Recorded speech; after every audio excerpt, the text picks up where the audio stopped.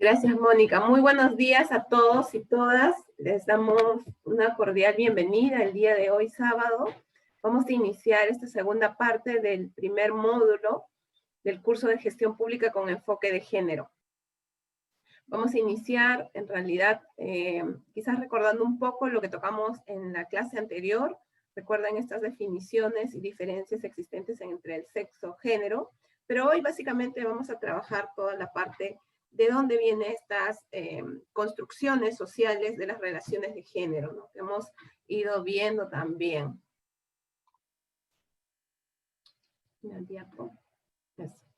Entonces, esta construcción social de las relaciones de género, o el género como señalábamos que es una construcción social, es una construcción cultural e histórica también, ¿no? Porque va variando, ¿no? Se expresa, nos señala, en diferentes niveles en la sociedad. Básicamente nosotros vamos a señalar 3 niveles de construcción que se dan en nuestra sociedad. Uno es el nivel sociocultural, el otro es el nivel relacional y el nivel individual. El nivel sociocultural está referido a aquella organización, en realidad, que se apoya del conjunto de creencias y valores que existen en nuestra sociedad y en nuestra cultura, ¿no? El nivel relacional básicamente está referido a esta relación existente entre hombres y mujeres que ya señalábamos que se sustenta básicamente en los atributos diferenciados, en los roles diferenciados, sea un rol doméstico, sea un rol productivo, ¿no? Un rol reproductivo, y los espacios asignados, ¿no? Que son el espacio público, el espacio privado, ¿no? Y que se construyen obviamente a partir de estas relaciones de género, porque si no, en realidad no se hubieran dividido si nos viéramos todos de manera igualitaria. Y a nivel individual es donde formamos, a partir de estas 2 primeras construcciones, vamos formando nuestra identidad de género, en base básicamente a los valores, a nuestros comportamientos, a nuestras cualidades, ¿no? Que una cultura o una sociedad nos va asignando, pero que también nosotros nos vamos apropiando, porque estamos en un momento, en un espacio dado, y que por tanto nos va a constituir o nos va a ir brindando un poco estas diferencias de atribuciones tanto para hombres como para mujeres, ¿no? Y efectivamente, algo que hay que tener en cuenta es que el género cruza también, es importante reconocer que cruza diferentes dimensiones e identidades. En política pública es muy importante reconocerlas, ¿no? Estas dimensiones individuales y colectivas que forman a las personas en general desde su origen étnico, la lengua que hablan, la identidad cultural, la edad, el nivel socioeconómico, la discapacidad, las creencias religiosas, entre otros. Todas estas dimensiones van a cruzar y van a también dimensionar el proceso de socialización de género, ¿no? En este proceso, lo que hay que entender también que en el proceso de socialización de género es un proceso que se desarrolla desde el momento en que nacemos. Y esto lo señalamos en la clase pasada y decíamos, desde el momento en que nacemos ya nuestros padres nos van dando una identidad y a partir de eso nosotros también vamos aprendiendo sobre eso. Entonces, desde el nacimiento y a lo largo de toda nuestra vida, las personas aprendemos, miramos, sentimos y nos comportamos según espera la sociedad que nos comportemos, sea como mujer o sea como varón. Entonces, en estos nos vamos a desenvolver de alguna manera en diferentes espacios y de esta manera, junto con nuestra identidad social, con nuestra identidad cultural, económica, étnica, así como nuestro lenguaje, nuestras actitudes y emociones, vamos a perfilarnos como hombres y mujeres, pero desde lo masculino, desde lo femenino, aprendiendo, reforzando de manera permanente en la sociedad y en la cultura, ¿no? Entonces, esto, ¿y dónde se da este proceso de socialización, ¿no?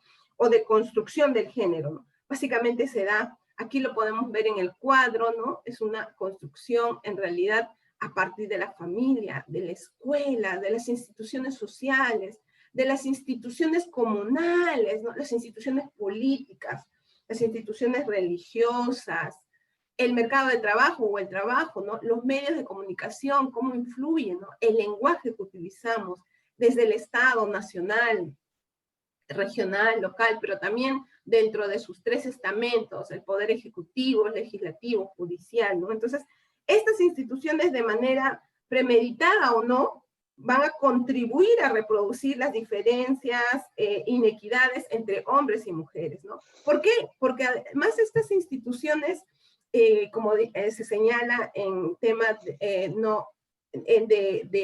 las instituciones de políticas públicas, en realidad, la definición básicamente dice, son instituciones, pero están albergadas por organizaciones. ¿Y organizaciones de qué? De personas. Entonces, van a reproducirse a partir de lo que nosotros hemos socializado en la familia, en la escuela, en las instituciones, y que luego lo llevamos también a nuestro centro laboral, y comenzamos también a reproducir las diferencias, ¿no? Algo muy importante aquí también es saber que estas instituciones, por ejemplo, en el caso de la familia, que señalamos que es cumple un papel determinante en la transmisión de roles y comportamientos de género en la familia, desde el momento en que nacemos, ¿no? O sea, la familia, el seno familiar, es quien de alguna manera vamos a aprender las conductas, ¿no? Que la familia te va a decir, compórtate así, haz esto. Los hombres no lloran, machos, ¿no? Las niñas no pueden salir a la calle a jugar, son niñas, tienen que comportarse como unas niñas, ¿no? Entonces, por lo general, nos generan expectativas, pero también nos generan diferencias, ¿no? En el sexo de los hijos e hijas. Han escuchado esas frases que dicen, es mejor invertir en los varones, ¿no? Porque ellos llevan el apellido de la familia, ellos van a traer dinero a la familia. En cambio, las niñas no. Las niñas, su marido se las lleva, no hay que invertir en ellas, ¿no? Entonces, este tipo de frases o dichos que se decían todavía existen en las zonas rurales y está muy marcado. Y estas marcadas diferencias desde la familia hacen que generemos todavía desigualdades e inequidades y siguen abriendo más brechas, ¿no? O sea, pensar que ya estamos a puertas del bicentenario del próximo año en nuestro país, sin embargo, todavía existe pues altas tasas de analfabetismo, ¿no? En las regiones como Cusco o San Martín, ¿no? En el caso de las instituciones educativas, su influencia es fundamental. O sea, es lo que decimos el segundo hogar, ¿no?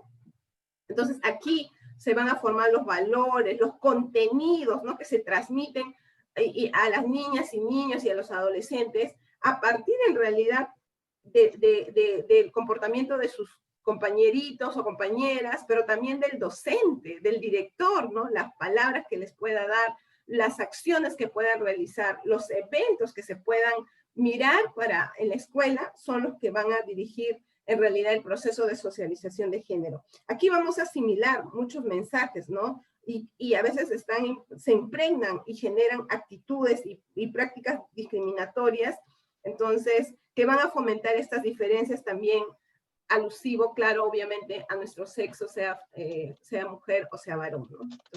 Entonces, el otro grupo importante que también ustedes lo han venido trabajando, por ejemplo, son los medios de comunicación. Los medios de comunicación cumplen un rol gravitante. Siempre se señala que es el cuarto poder, ¿no?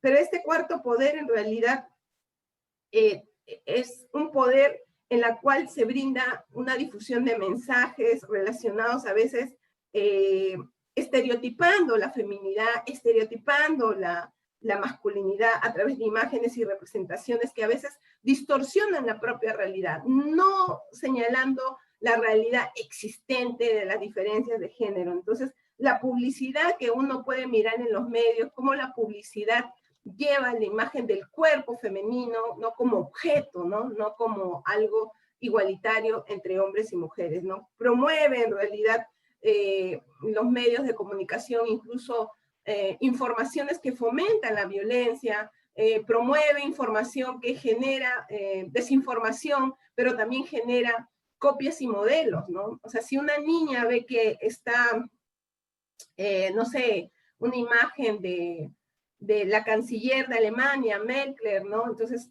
ya, o sea, yo puedo llegar a ser la máxima autoridad también de mi país. Si hubiera este tipo de mensajes, positivos para la generación de información, entonces es totalmente distinto. Pero más bien se genera desinformación y se distorsiona también, ¿no? Otra de las instituciones fundamentales de todo este proceso de socialización son las entidades del Estado. Nosotros que somos servidores, servidoras públicas, también reproducimos estereotipos a través de políticas, a través de nuestros programas, a través de nuestros proyectos y servicios. Esto lo vamos a ver con los ejercicios que les vamos a plantear luego. Y hemos podido identificar experiencias desde el diseño, desde el programa social, ¿no?, que se ha hecho considerando sin las necesidades y expectativas de las mujeres, ¿no? Reforzando a veces en estos programas nacionales el rol reproductivo, el rol doméstico, y generando más carga de trabajo, ¿no? En vez de generar políticas más igualitarias, más de mirada con los lentes de género, miradas de programas ligados para varones y para mujeres, ¿no? Eso no existe. Entonces, la intervención desde el Estado es importante, ¿no? En la difusión, en la intervención, no mostrando los roles tradicionales, sino más bien comenzando a desarmar estas ideas preconcebidas, estereotipadas sobre el rol femenino, ¿no? Básicamente, ¿no? El lenguaje también es muy importante, ¿no? Porque siempre se habla que cuando no se dice, no existe, ¿no? Entonces, el lenguaje no inclusivo que invisibiliza a las mujeres, a veces no se sienten involucradas. Recuerdo mucho el año pasado en el curso con la gente de Apurímac, ¿no? Les enseñamos sobre el tema del lenguaje inclusivo, y muchas gerentes decían, efectivamente, es primera vez que me dicen que me siento incluida, ¿no? Y sí, quiero que me llamen, no el abogado, sino la abogada, ¿no? La economista, ¿no? Que mi título pudiera salir, ¿no? No soy parte del grupo, soy también una persona, ¿no? Entonces, esta identificación, y hay una norma, ustedes saben, ¿no? La norma en realidad señala que se deba identificar también. Siguiente.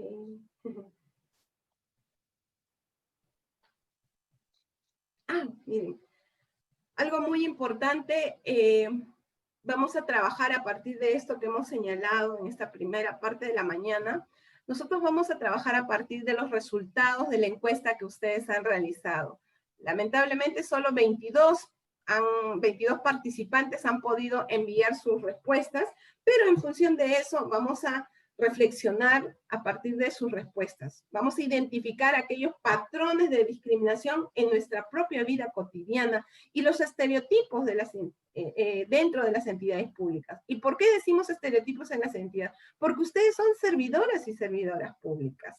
Es decir, si ustedes en la encuesta están señalando algo, sí, es verdad que son patrones individuales, esto que decíamos, ¿no?, hace un momentito sobre el tema del nivel individual dentro de la construcción social. Pero ese nivel individual lo llevamos en realidad al conjunto de nuestro centro laboral, y a partir de ahí aplicamos, diseñamos, ejecutamos políticas más bien discriminatorias a favor de, mejor dicho, en contra de las mujeres principalmente, ¿no? A ver, vamos a ver las respuestas de las encuestas. En una de las primeras preguntas, ¿no? ¿Una mujer se realiza completamente cuando es madre? Hay un alto porcentaje, un 18.2% que está de acuerdo. Miren, hay un 13.6% que no está de acuerdo, ni en desacuerdo, o sea, tiene dudas, pero nunca hay que tener dudas en este lado. Entonces, si uno suma, es un alto porcentaje, ¿no? Es 31, 32, casi 32%, y es un porcentaje. Claro, hay un grupo mayoritario que está en desacuerdo, efectivamente, pero nos interesa más los que tengan esta opinión que están de acuerdo. A mí, por ejemplo, algo que me llama la atención es cuando en el Estado en general, sea en el gobierno nacional o regional, siempre se dice el 8 de marzo, Día Internacional de la Mujer, ¿no? Y a veces he escuchado autoridades locales señalar, ¿no? Feliz día a todas las madrecitas del Perú, cuando es el Día Internacional de la Mujer, no es el Día de la Madre, ¿no? Pero claro, va asociado el que uno es mujer, siempre y cuando sea madre. Es decir, aquellas mujeres que somos solteras, aquellas mujeres que no tenemos hijos, no somos mujeres, ¿no? Es lo que se da a entender. La siguiente, Mónica.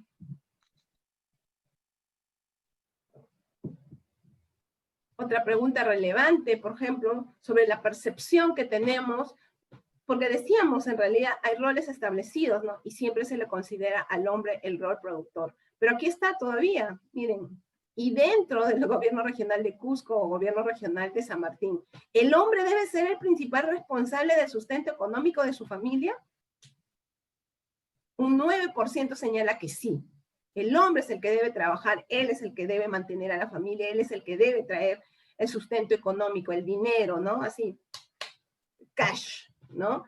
Claro, hay un porcentaje que no está está en desacuerdo o muy en desacuerdo. Y efectivamente hemos hablado que para alcanzar la igualdad tenemos que tener también la igualdad económica, ¿no? Debemos acceder a un empleo digno, tener también nuestros ingresos económicos y poder aportar de manera igualitaria también en el hogar.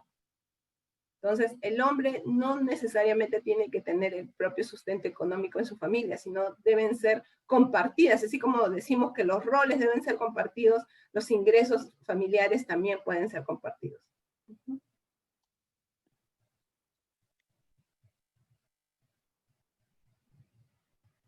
Cuando hay violencia de pareja, o cuando uno ve violencia en la calle o donde está en su círculo familiar, ¿es mejor no intervenir?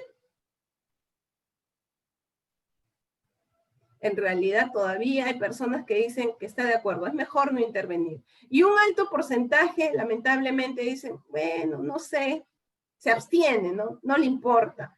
Señalábamos que la violencia intrafamiliar, ¿no? Sea a cualquier miembro de la familia, sea la mujer, al varón, al niño, niña, al adulto mayor, a la persona con discapacidad, a cualquier integrante de la familia, es un atentado de derechos humanos, pero además es considerado un problema público, es decir, que nos afecta a todos y todas los peruanos, ¿no? Y por tanto, ahora también existen mecanismos, no es que les estamos pidiendo, si se están golpeando, ustedes intervengan también, no, o sea, ahora hay mecanismos que ustedes pueden ir a denunciar a la comisaría, llamar a la policía, llamar al serenazgo, ¿no? O informar. Es más, ahora las denuncias se hacen de manera anónima, no es necesario que salga tu nombre en la denuncia, ¿no? Este tipo de cosas también son importantes. O en la escuela, ¿no? Hacer las denuncias.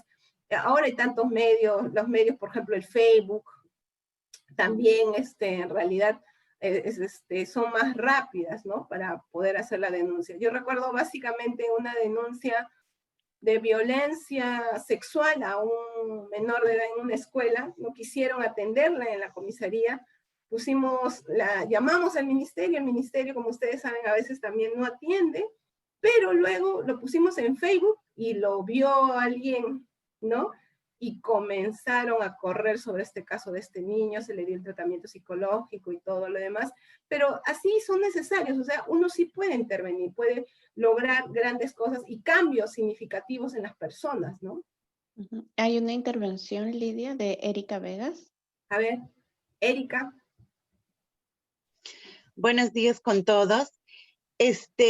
Al resolver yo esta pregunta, tenía dudas, porque sentí que faltó complementar. Yo, por ejemplo, justo lo que usted mencionaba, ¿no?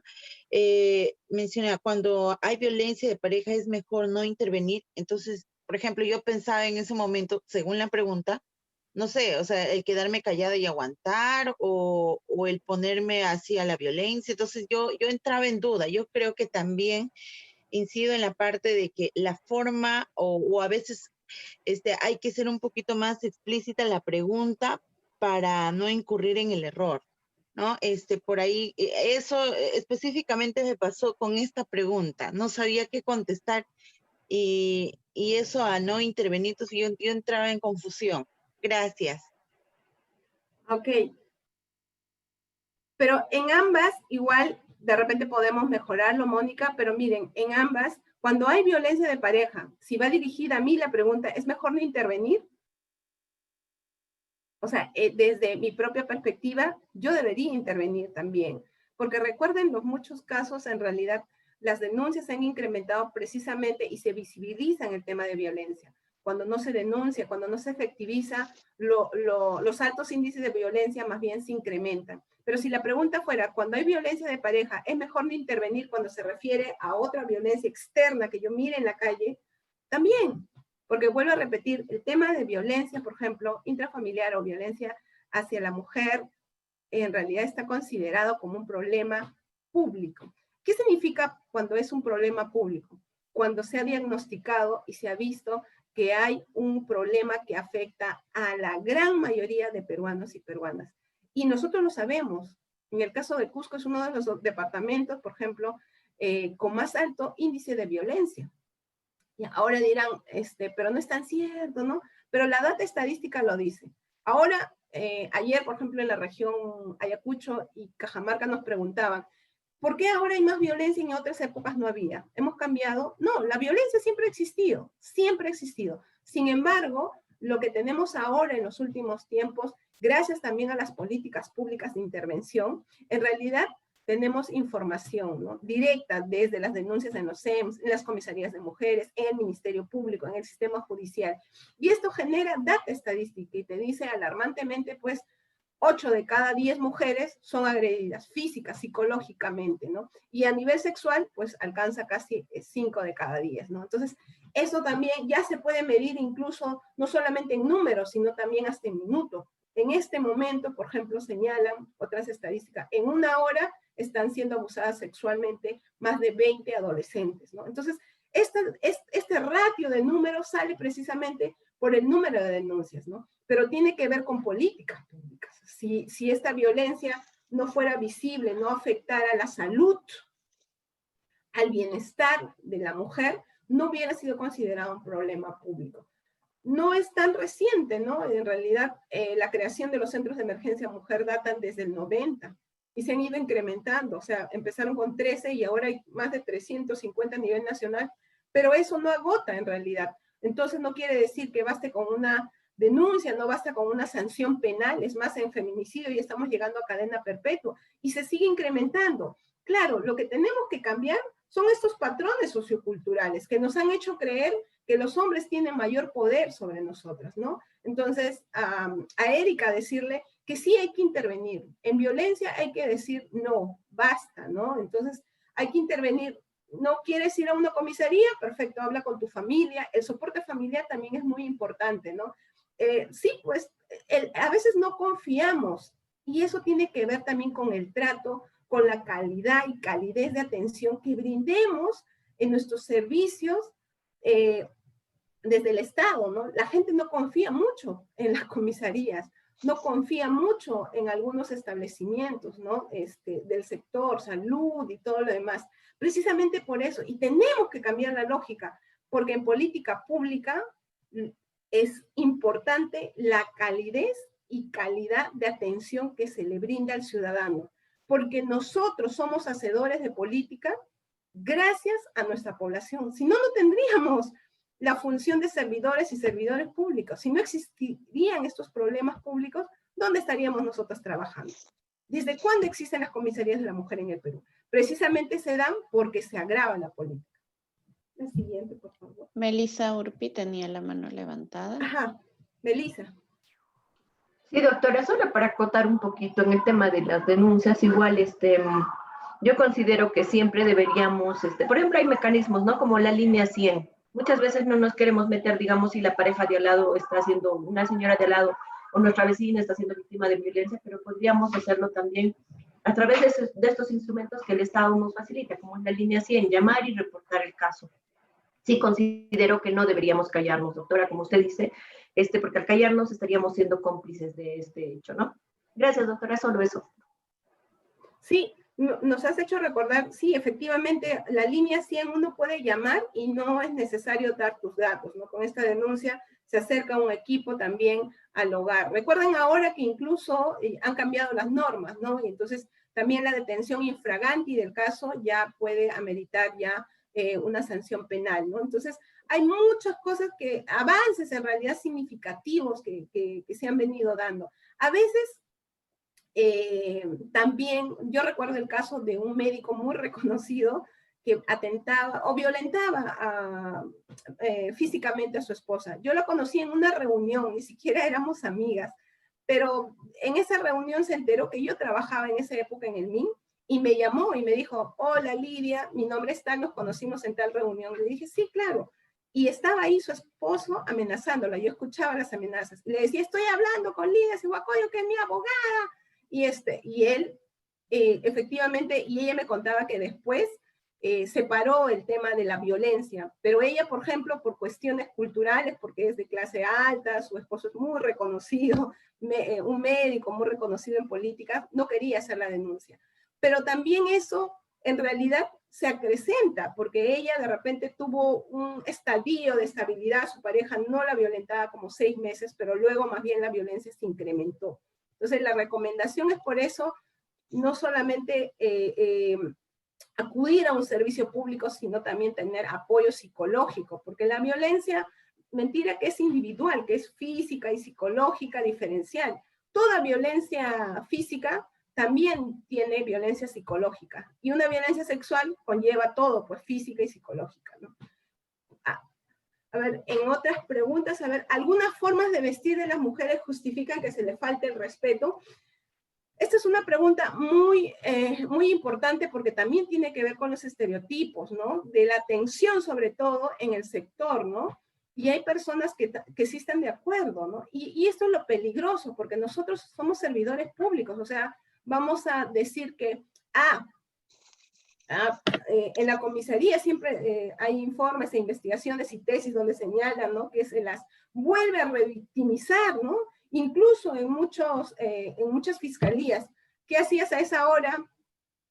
¿Por qué usabas ese tipo de ropa? Por eso, pues te han agredido sexualmente, ¿no? O sea, como que la ropa justifica también que se le violente, le falte el respeto y todo lo demás, ¿no? Hay personas que están en de acuerdo, y entonces eso es lo más peligroso para nosotros, porque ustedes están llevando sus patrones socioculturales individuales, ¿no? Y no debería ser así. En política pública no puedes mirar tu percepción, sino que lo que hay que trabajar es mirando de cara a la situación de la población. Imagínense a ver, por ejemplo, las mujeres Bora Bora en el Perú, en la selva. Las mujeres Bora Bora tienen todo el dorso desnudo en el Perú, ¿ya? Imagínense, o sea, ellas por andar así estarían sufriendo violencia constante. En realidad son percepciones, ¿no? Entonces, ellas en su comunidad se sienten libres, así es su forma cultural de andar, y los varones no la agreden, porque es su construcción. Pero seguramente, y ha pasado una vez, cuando la trajimos a Lima en un evento, todos los hombres la miraban, y por primera vez ellas estaban en Lima, para ellos era natural venir con su dorso desnudo, con los senos desnudos. Pero claro, en Lima todos lo miraban y tuvimos que comprarle polos y todo, porque son percepciones, miradas distintas. Por eso le decía, en política pública el tema de género no solo es mirar hombres y mujeres diferenciados, sino tiene que ver la construcción cultural, su tema idiomático, si tiene una discapacidad. Son diferentes miradas que tenemos que tener. Siguiente, por favor.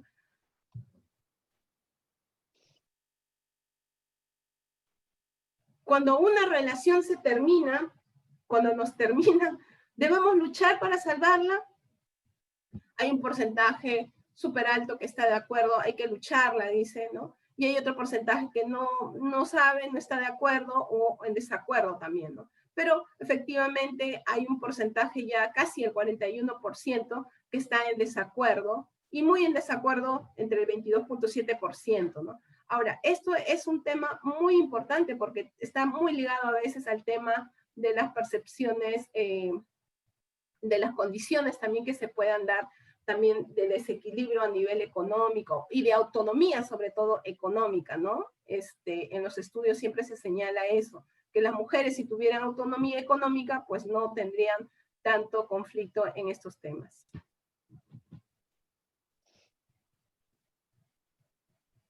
Si un hombre es agresivo, es mejor no provocarlo. Lidia, hay una intervención de Evelyn Zárate. Perfecto. Muchas gracias Mónica. Doctora, yo tengo una duda, me gustaría aclararla ahora porque es algo que siempre ha estado en mi cabeza respecto a la anterior pregunta, ¿no? De cuando una relación termina. No sé hasta qué punto también tendríamos que ver los factores, porque yo me pongo en el caso de que es una familia y que una familia posiblemente tenga hijos, ¿no? Y siempre en el proceso del matrimonio y el conocerse y convivir van a haber diferencias. Entonces, no sé hasta qué punto realmente uno tenga que simplemente, como quien dice, tirar la toalla y continuar con su vida o quizás hacer un cambio y no sé si en otras ocasiones uno tenga que decir, no, pues no, tengo que aprender a sobrellevar o quizás a entender o las cosas puedan mejorar, no lo sé, ¿no? Porque los niños, cuando hay una familia, son quienes son los más afectados. Esa es mi interrogante. Sí, en realidad, nosotros básicamente estamos hablando en función de una relación violenta. Y entonces, en una relación violenta no solamente afecta o sufre la mujer que es pareja en esta relación, sino también los niños y niñas son víctimas de violencia. Entonces, porque ellos de repente no directamente, pero indirectamente están escuchando y están viendo. Y a veces lo que los niños o los hijos desean es que sus padres tengan una buena relación, sean amigos, conversen, ¿no? Y no es tan cierto cuando dicen nosotros nos encerramos en nuestro cuarto y ahí discutimos. No es tan cierto. La violencia en realidad es intergeneracional. Se da en realidad desde la familia, desde la pareja hasta los hijos, incluso ellos pueden seguir violentando a otros con menos poder, ¿no? Volvemos a esto, si un hombre es agresivo, es mejor no provocarlo. Entonces, aquí tenemos todavía un porcentaje que efectivamente está de acuerdo, y si sumamos con los ni de acuerdo ni en desacuerdo, pues alcanza un alto porcentaje de que es mejor no intervenir. Se relaciona mucho con la otra pregunta que decíamos de la no intervención en violencia, ¿no? Pero señalábamos que en violencia hay que intervenir. Lidia, hay una intervención de Flor Espitia. Flor. Sí, Lidia, Mónica, buenos días con todos. Era más en relación a la anterior pregunta, ¿no? Esto de que si tenemos que luchar por la relación, ¿no? En realidad nos pone, creo que en una situación de dejar de lado lo que nosotros creemos, beneficiando supuestamente el bienestar de nuestros hijos, y a este comportamiento, lamentablemente, en la actualidad todavía contribuyen algunas organizaciones.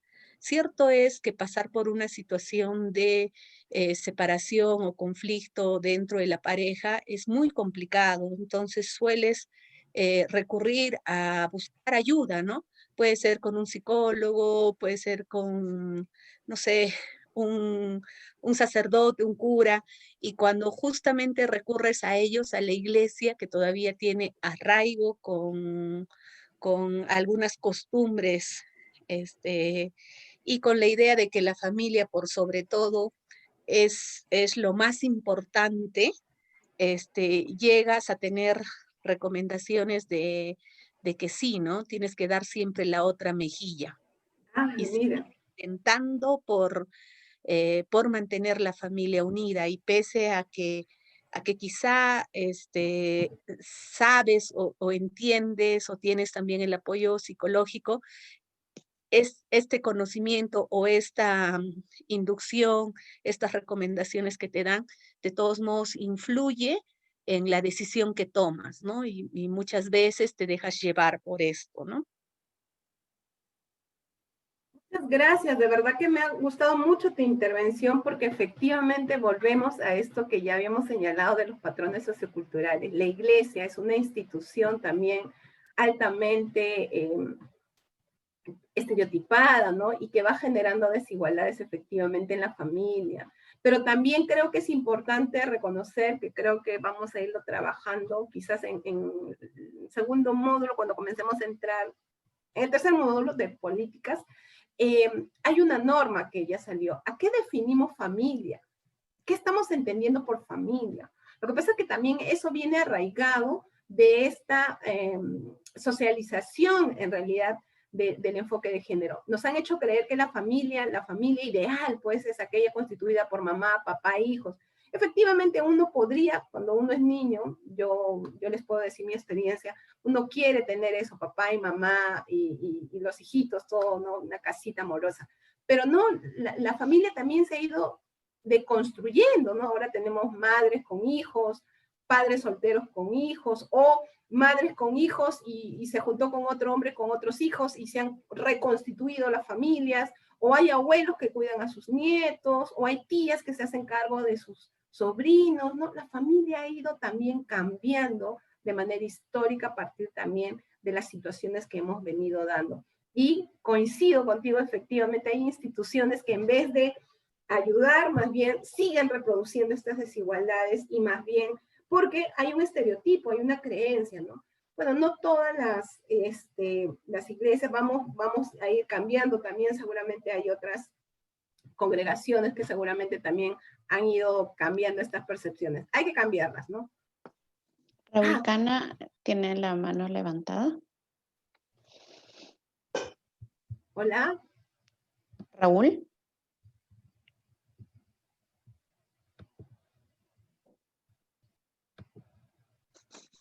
No lo veo. No, no está, no ha activado el micrófono. Ok. Avanzamos entonces. ¿Es mejor que un equipo de trabajo sea liderado por un hombre? Bueno, hay un 50% que está en desacuerdo total, ¿no? Nosotros las mujeres también podemos liderar un equipo de trabajo, pero lo que más nos preocupa a nosotros en realidad siempre es quién ha respondido el de acuerdo. En realidad es una persona, pero en realidad está de acuerdo. Lidia, ahí, perdóname que te corté, Raúl está ahora con sí, el micrófono activo. Perdón, sí. Gracias. Raúl. Bueno, perdón, mil disculpas, no podía activar el micrófono. Bueno, referente al tema, yo creo que el tema es muy complejo y no solo se trata de patrones, no se trata de estereotipos solamente, ¿no? Porque el tema es complejo porque cuando se trata de salvar la familia son diversos aspectos.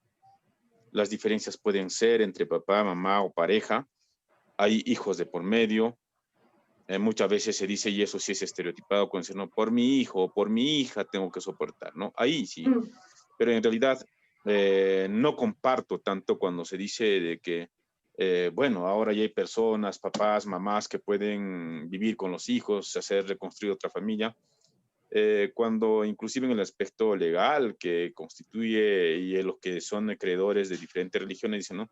La familia es el núcleo fundamental de la sociedad. Entonces, cuando se trata de salvar, no se quiere decir exponer.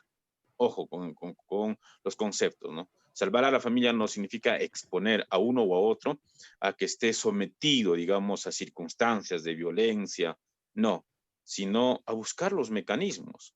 ¿Cómo evitar ellos, no? ¿Cómo evitar ellos? Si fuera posible o no mantener ese núcleo familiar sin, o sea, dejar, digamos, de tener la posibilidad de mantener la familia, pero sin ser objeto de agresión y de exposición fundamentalmente, de uno u otro lado, varón o mujer, en ese aspecto. Entonces, creo que ahí es un tema muy complejo para poder analizar, porque de por medio no es tan simple decir que crezca un niño o una niña sin papá o sin mamá, o que pueda tener mejores posibilidades, tal vez cuando el papá o la mamá replantee su familia y tenga, digamos, otra pareja y pueda llevar tal vez de mejor manera. Recordemos en el aspecto, quienes tenemos hijos, es irreemplazable el amor paterno y materno, tanto del hijo al papá, a la mamá, y del papá o la mamá al hijo. Entonces, creo que ahí es un tema bastante complejo, de mucho mayor análisis, que solo plantearlo como si esto va o no va. Creo que hay mucho análisis sobre el tema, porque es muy delicado, son aspectos que inclusive no los podemos medir, son inobservables, inmedibles, el tema de los sentimientos y demás, ¿no? Solo esa mi participación, por favor, y gracias. Gracias, Raúl. En realidad Sí, estamos de acuerdo contigo en el sentido, básicamente, de entender nuevamente el concepto de familia. Efectivamente, la Constitución Política del Perú señala que el núcleo de la sociedad es la familia, pero ¿a qué estamos entendiendo familia? El término de familia. Y eso ha ido variando, a eso me refería. Efectivamente, o sea, los niños, niñas, no son los únicos que sufren, las parejas también, ¿no? Entonces, pero es algo que en este caso hemos planteado que en tipos de violencia, como tú también bien señalas, es diferente, ¿no? Vamos a continuar entonces, o creo que hay otra intervención por ahí. Yoli Atausinchi. sí, Yoli. Buen día con todos y todas. Sí, en la misma, bueno, en lo que comentaban, ¿no? Realmente es un tema complejo, o toda vez que hay sentimientos, hay niños por medio, pero también es muy importante, yo creo, que dentro de una relación, o sea, tanto el padre como la madre tienen que tomar decisiones de repente hasta a veces duras, y la mujer y tanto el hombre, digo, los de ambas partes, de repente puede haber amor, pero si en esa relación, o sea, no hay ese complemento de vida que debía de ser el hombre o la mujer, o sea, en la relación de pareja, yo creo que se tiene que tomar una decisión y finalmente separarse, pero sin que eso afecte a los niños. O sea, ¿qué se puede hacer? De repente los niños siempre salgan con papás o estén con mamá, pero no generar esa disputa o con quién te quieres ir o con quién te vas a quedar. Ah, no, mi hijo hoy día no sale. No, o sea, tenemos que buscar de repente que esos niños sigan compartiendo el amor de papá, el amor de mamá. El problema es entre la pareja. Entonces yo creo que también ahí hay que trabajar un proceso de sensibilización tanto al varón y a la mujer, ¿no? Entonces a veces hay demasiados apegos o hay mujeres, también tanto hombres, ¿eh? Por los dos lados, donde pues bueno, si tú no eres de mí, no eres de ninguno, ¿no? Entonces no es así. Entonces hay que trabajar ese punto de la sensibilización, de que cuando existe algún problema, o sea, tenemos que asumir ese problema, pero sin dañar de repente a nuestros hijos, ¿no? Porque la vida, por más que yo diga, por mis hijos voy a seguir viviendo con el padre de mis hijos, pero nunca vas a ser feliz. Y eso vas a transmitir a tus hijos. Vas a vivir renegada o el hombre igual renegado, pero no va a haber esa felicidad que uno requiere, ¿no? Y la vida es eso, felicidad. Nada más. Gracias. Gracias. Miren, esta pregunta me ha gustado en el sentido de que ha generado mucha reflexión e intervención de ustedes. Pero la pregunta, en realidad, nunca estuvo pensada pensando en un matrimonio ni solamente en los hijos, sino pensábamos en una relación de pareja, si fuéramos enamorados, si fuéramos novios, ¿no? Porque de ahí comienzan las relaciones, en realidad, desiguales, ¿no? Entonces, en este momento, la gran mayoría de intervenciones va por el tema de no revictimizar o no victimizar a los hijos, ¿no? Pero no se habla, como bien decía en la última intervención, me encantó en el sentido de nosotras, o del varón también, que también puede sufrir, y efectivamente coincido con Raúl en el sentido de que hay cosas que no se pueden medir, los sentimientos, las lágrimas, ¿no? No se pueden, no hay estudios econométricos que midan eso todavía, ¿no? En algún momento lo habrá. Pero miren, hay estudios ya realizados, sobre todo desde la década del 90 en Canadá y Chile, que habla sobre los costos de la violencia en las relaciones de pareja. Solo de pareja, no mencionando hijos. Y en realidad los costos en realidad de una relación no solo es, hablamos muy así generalmente, de manera genérica, violencia física, psicológica, violencia física, psicológica, tipificamos, pero no sabemos qué hay al interior. ¿Acaso cuando se termina una relación no sufrimos, no lloramos, nos enfermamos, somatizamos? Hay muchas mujeres que vomitan, que tienen problemas estomacales, que tienen diarreas. O sea, este estudio de Canadá, que fue básicamente hecho por el Banco Interamericano de Desarrollo, señala eso, que a veces las mujeres incluso luego llegan a tener enfermedades no solo estomacales, sino mentales, ¿no? Se llegan a deprimir, hay índice de suicidios, ¿no? No quieren salir, no comen, no quieren ir a estudiar, no quieren trabajar. La depresión es altísima. Tiene altas consecuencias no solamente en la salud, sino también a nivel económico de su trabajo, pero también no solo afecta a ella, afecta a su mamá, a su papá, quienes están al lado de esta persona. Y en este caso, efectivamente es un estudio realizado a mujeres, pero seguramente este tipo de cosas también le pasa a los varones, ¿no? Que no hay todavía, no he visto ninguno. A eso nos referimos, que tiene graves consecuencias en las relaciones. Y esas son las que no deberíamos permitir. Las otras, coincido con ustedes, ¿no? Totalmente. Vamos avanzando. Es mejor, esta es una nueva, es mejor que un equipo de trabajo sea liderado por un hombre.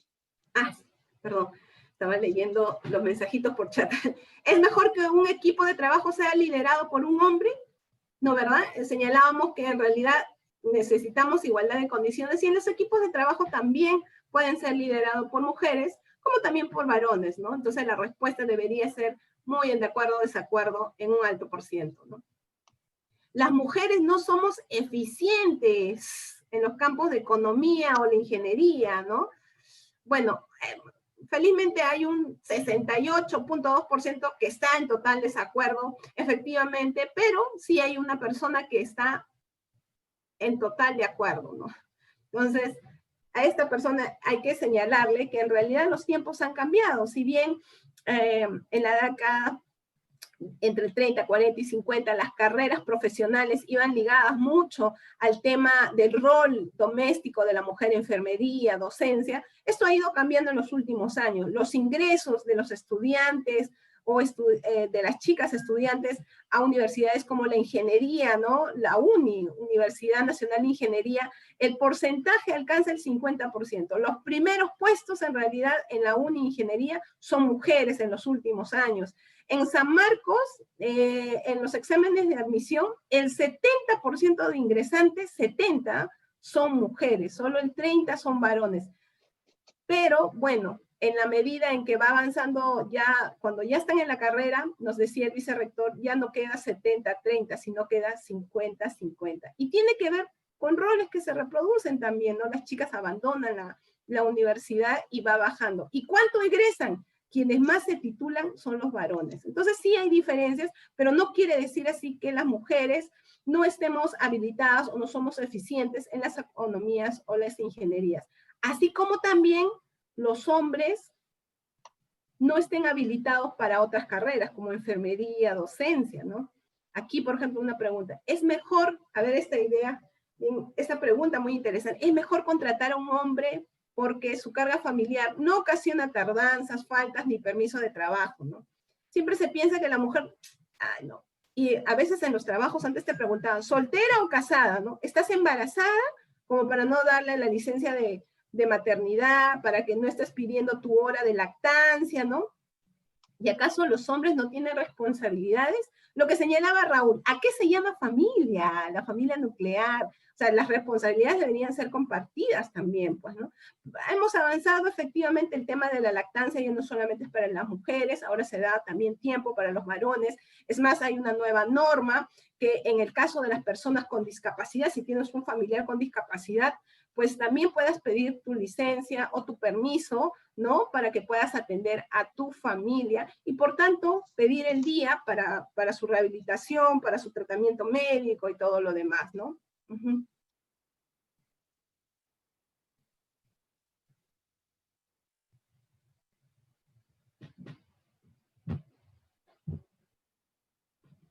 Ajá. Ahora vamos a ver, vamos a analizar unas imágenes que también hemos trabajado con ustedes, que nos han hecho llegar a partir de los medios de comunicación, tanto de sus regiones en Cusco como en San Martín, donde han identificado algunos patrones de discriminación en nuestra vida cotidiana y estereotipos también que vamos copiando de estos medios de comunicación para ejecutarlo en políticas públicas, ¿no? Vamos a ver, analizar, por favor, miremos qué es lo que nos han enviado todos y todas ustedes.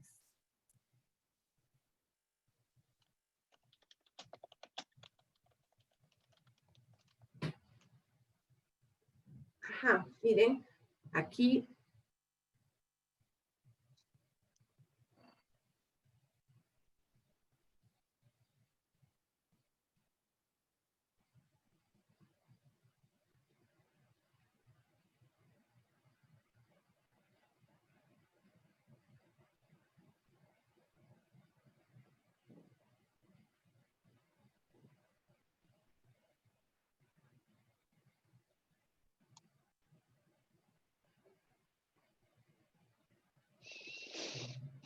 Después de ver estas imágenes, pueden comentarnos, en realidad por los tiempos, vamos a pedir algunas intervenciones concretas ahora para poder avanzar. Dos preguntas para reflexionar sobre lo que hemos trabajado, ¿no? ¿Se identifican imágenes o noticias con mensajes que refuerzan patrones socioculturales discriminatorios? ¿Cuáles creen que son? ¿Y qué desigualdades y discriminaciones se observan en estas imágenes, ¿no? ¿Y por qué consideran que generan estas situaciones observadas? Vamos a pedir intervención en realidad de dos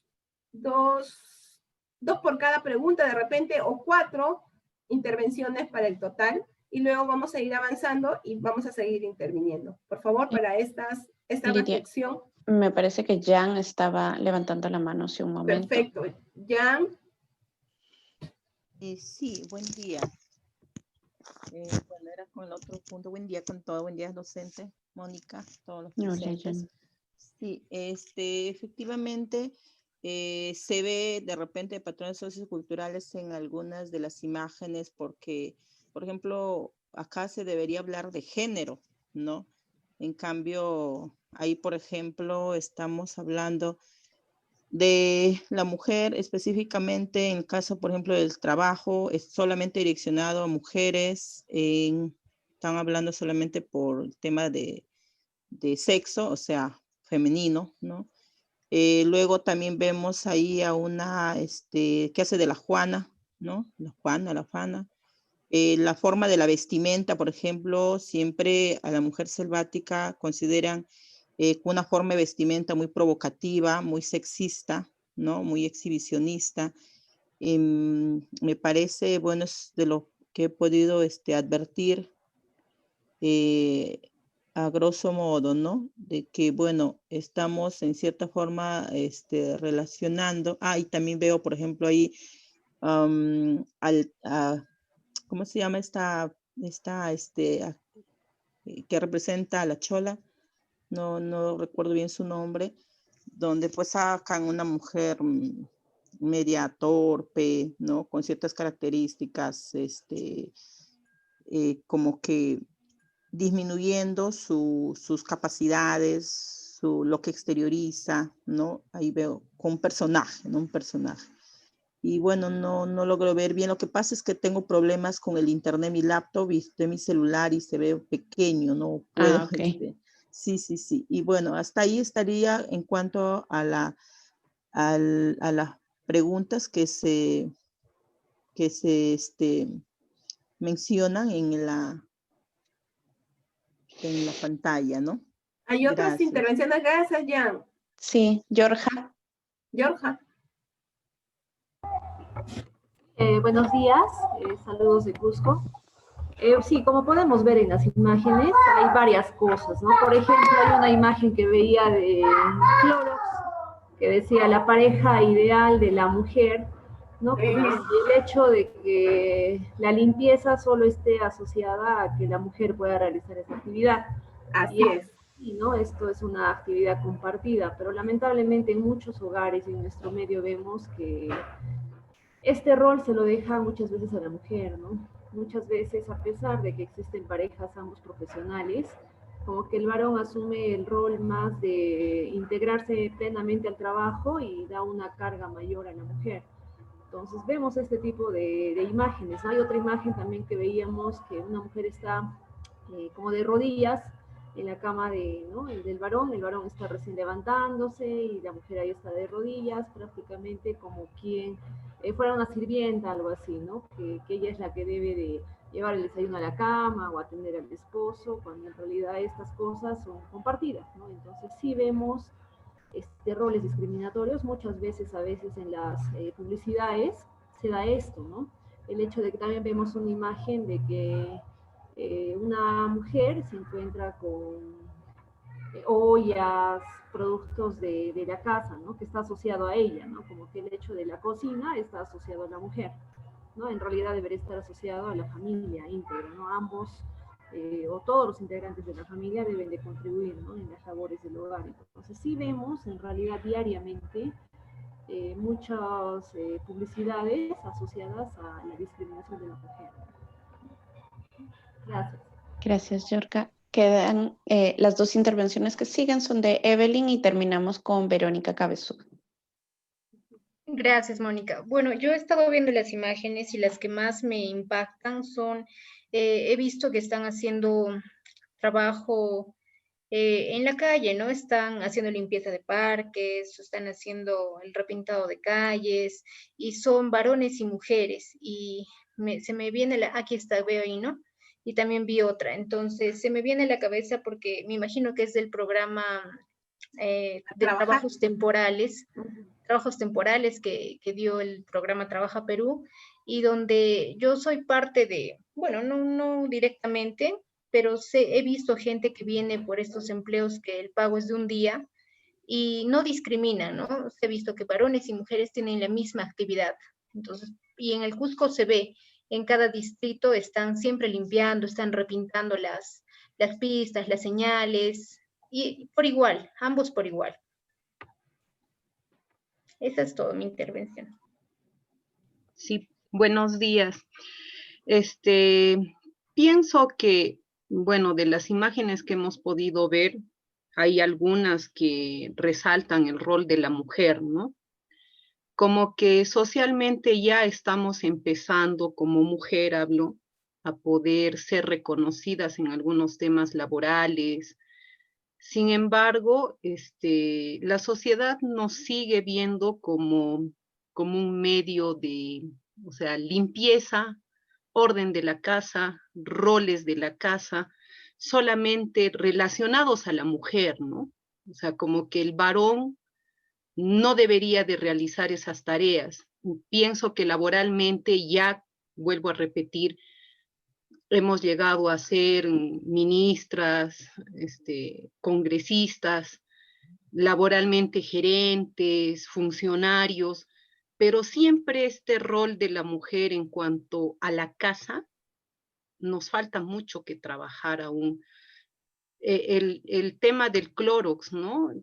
Y había otro donde decía de que la mujer misma no permite de que el varón realice las labores en casa. Entonces, pienso que por ahí nos falta mucho trabajar a nosotras mismas, porque esto viene desde muy atrás. Muchas veces he escuchado a mujeres que tienen 50, 70 años con algunos temas de repente de educación machista, donde dicen, no, es que el varón no puede entrar a la cocina, planchar, cocinar, o no puede limpiar porque no lo hace igual. Puede ser que no lo haga igual, pero puede empezar por ahí, ¿no? Eso sería todo.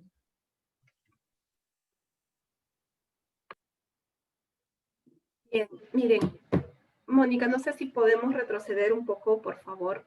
Solo para finalizar, miren, sí se identifican en los medios cosas discriminantes, ¿no? La siguiente, por favor. Creo que es importante resaltar, por ejemplo, ahora que estamos en campaña política, próximos a las elecciones, y miren cómo la figura en realidad es masculina, ¿no? Todos los candidatos para la campaña presidencial, ¿no? Algunos ya han renunciado, ¿no? Pero son varones, no hay imágenes de mujeres candidatas, ¿no? Y sabemos que hay una mujer candidata, creo, aunque no se ha realizado todavía las elecciones internas, ¿no? Del partido, sin embargo, dentro de su lista está, ¿no? Pero lo que nos venden los medios son estas cuestiones estereotipadas en el sentido de que a la pregunta que hacíamos, ¿las mujeres podemos liderar un programa, en el trabajo? Bueno, en la política tampoco lideramos. Entonces los medios venden este tipo de información que que los líderes políticos son varones, ¿no? Entonces, ¿qué imagen le damos a las niñas y niños, ¿no? Para poder alcanzar. Pero hay otra que ustedes también señalan efectivamente cómo es que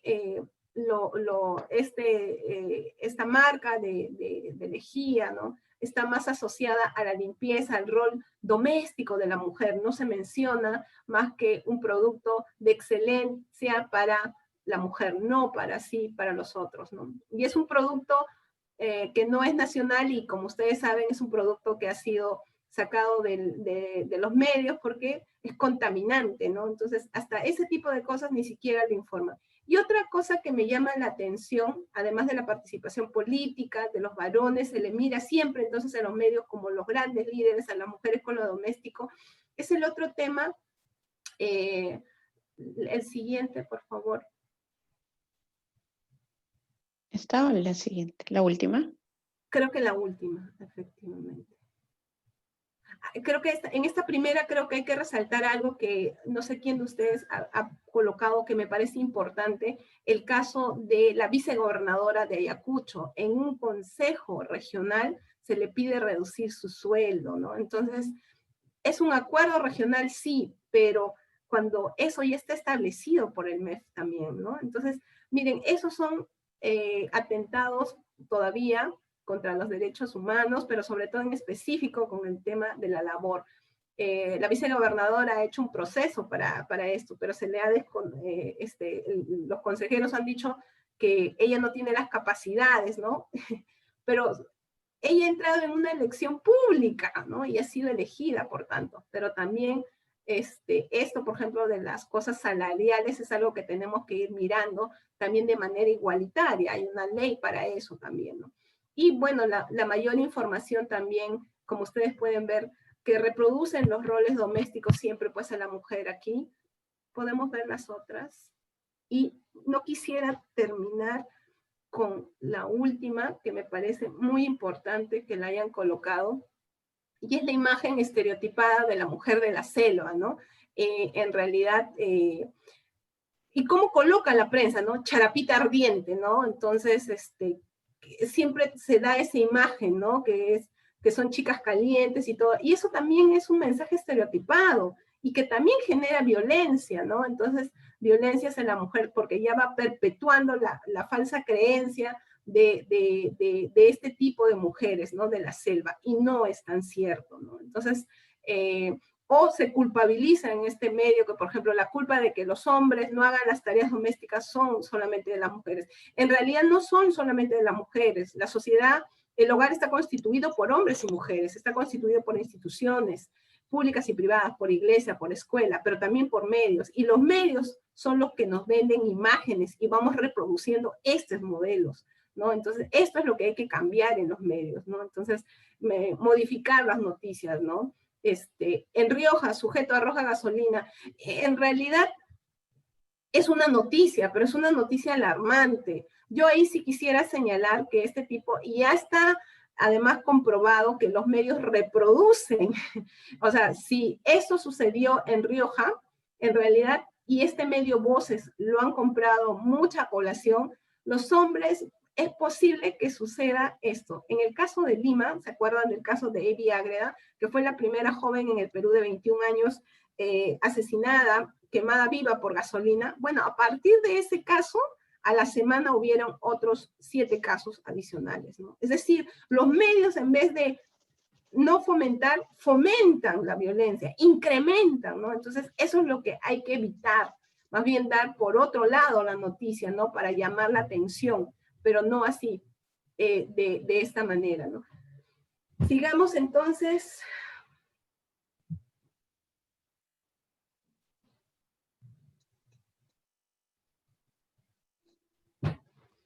Entonces, esto que señalábamos, los patrones socioculturales discriminatorios, se dan precisamente porque tiene que ver con una asignación desigual de nuestros roles, ¿no? Lo hemos visto ahí, nos han hecho creer que nosotras, las mujeres, solamente somos buenas en la labor doméstica y reproductiva, y los hombres son buenos en el tema productivo, ¿no? Y por eso estas imágenes que vemos totalmente disgregadas en los medios también, que nos van comenzando a diferenciar.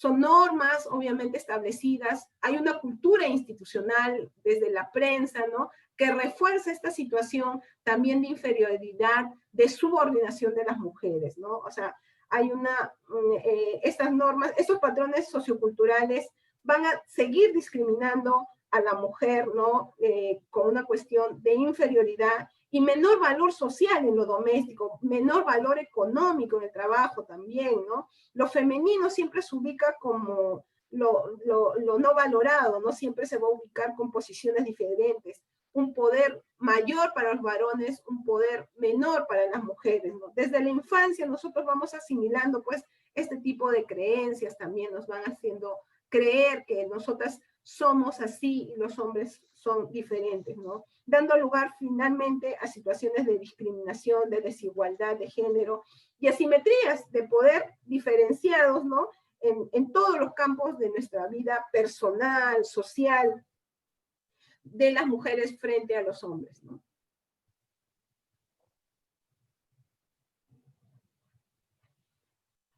Ajá. Y esos patrones socioculturales discriminatorios, obviamente esto que decíamos, dan mayor valoración social de lo masculino en detrimento de lo femenino. Históricamente las mujeres se ven consideradas para el cuidado de la vida, de especie, así como para el cuidado del hogar, el trabajo reproductivo, ¿no? Y al hombre se le considera con mayores capacidades para la política, la economía, para los espacios públicos, hasta en la historia, ¿no?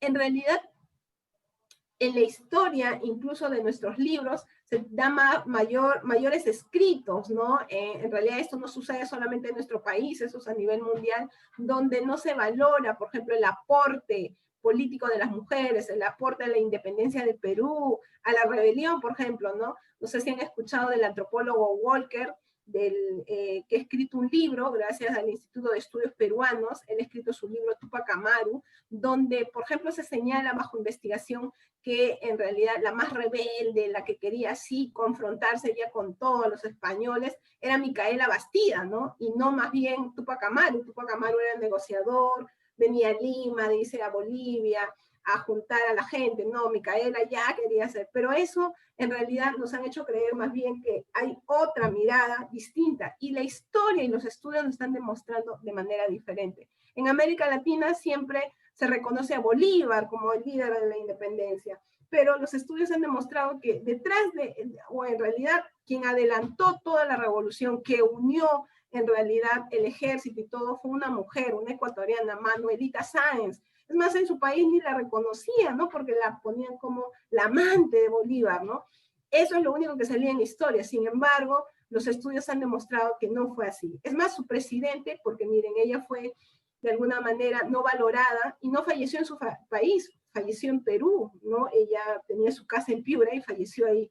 Y hace poco, menos de 5 años, en realidad, el presidente ecuatoriano de esa época, en realidad ha tenido que llevarse sus restos y ahora colocarle como una de los héroes, ¿no?, de la independencia, o una mujer héroe de la independencia. Entonces, hay una mayor valoración siempre social al masculino y en detrimento de lo femenino. Hay que cambiar la historia también, ¿no? La historia de las mujeres es totalmente distinta. El aporte de las mujeres también que va aportando de manera igualitaria también en el caso de los hombres y mujeres, ¿no?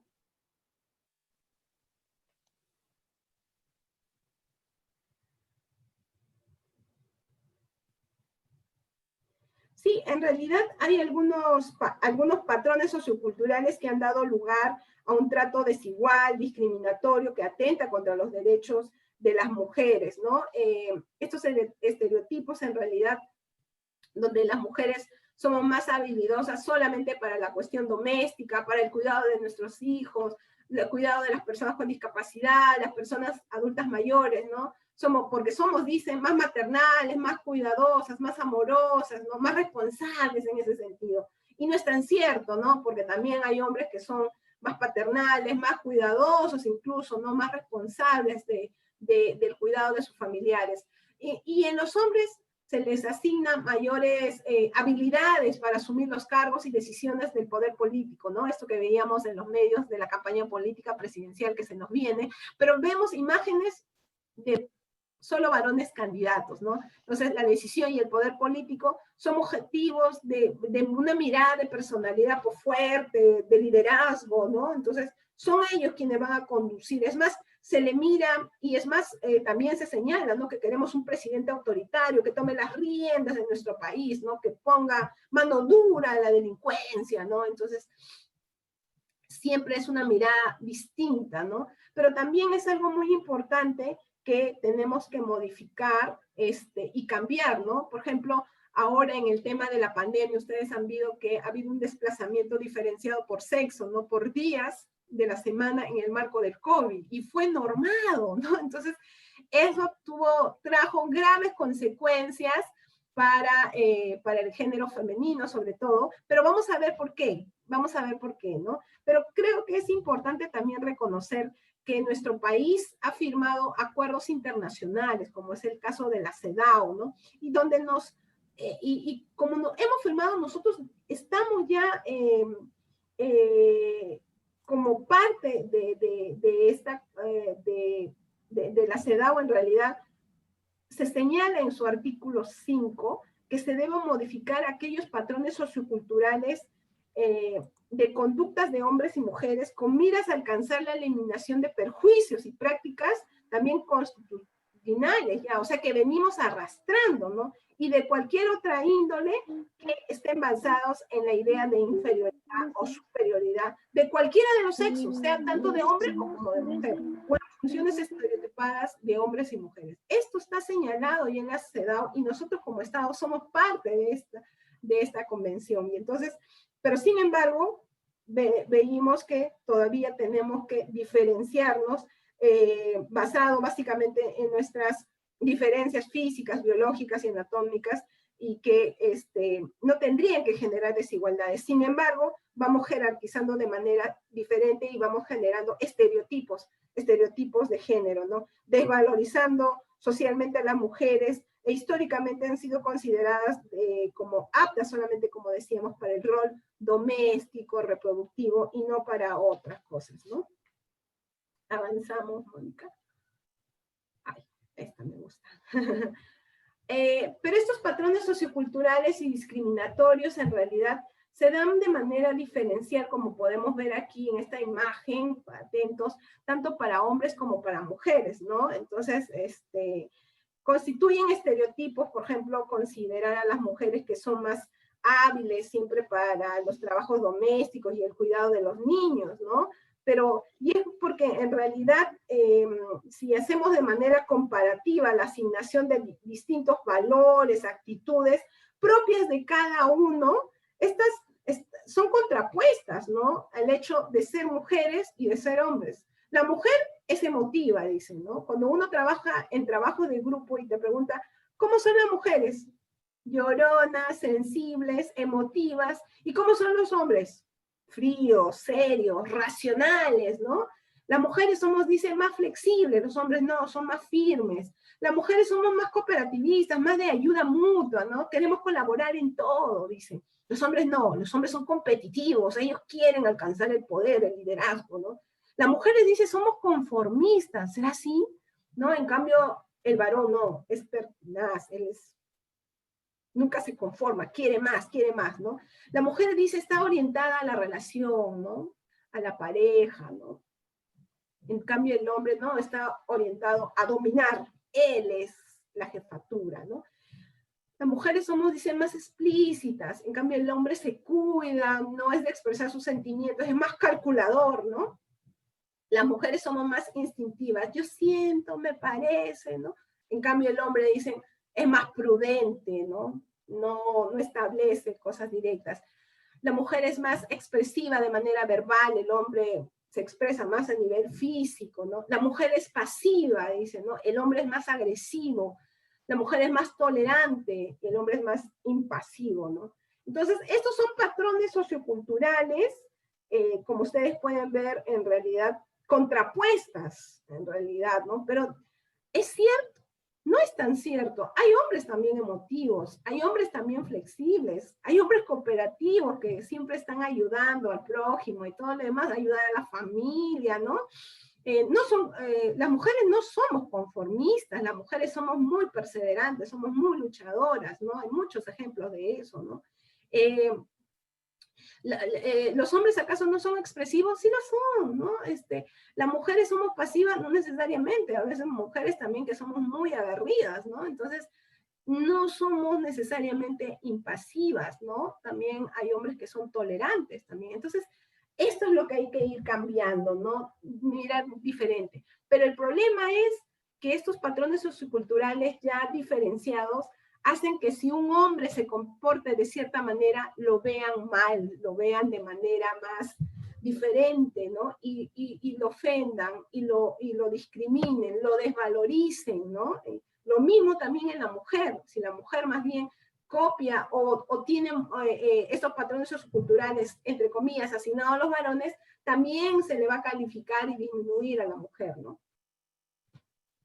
La siguiente.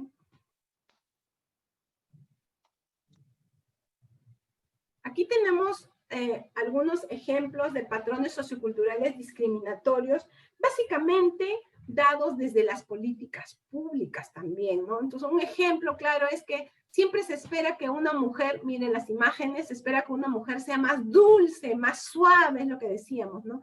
Lo que significa que si no es así, va a ser criticada, ¿no? Y va a actuar de manera también contraria. En el caso de las mujeres autoritarias, se les critica que éstas tengan carácter fuerte, estereotipando como mujeres autoritarias o mandonas, ¿no?